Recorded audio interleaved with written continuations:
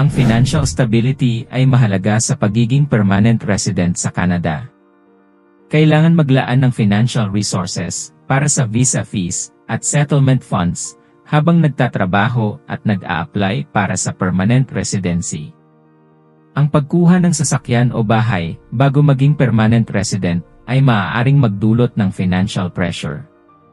Ang uncertainty sa employment, mobility issues, at credit history ay iba pang mga issue na dapat isaalang-alang.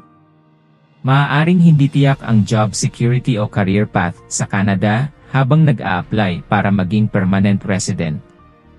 Ang mobility issues ay maaaring limitahan ang mobility at flexibility. Ang credit history ay mahalaga sa pagkuha ng sasakyan o bahay.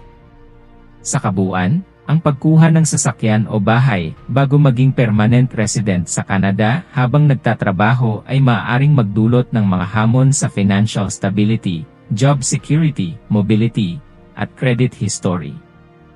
Mahalaga ang pag-iingat sa financial well-being at ang pagiging tugma ng mga desisyon sa pag-aari sa iyong sitwasyon at pangangailangan sa hinaharap.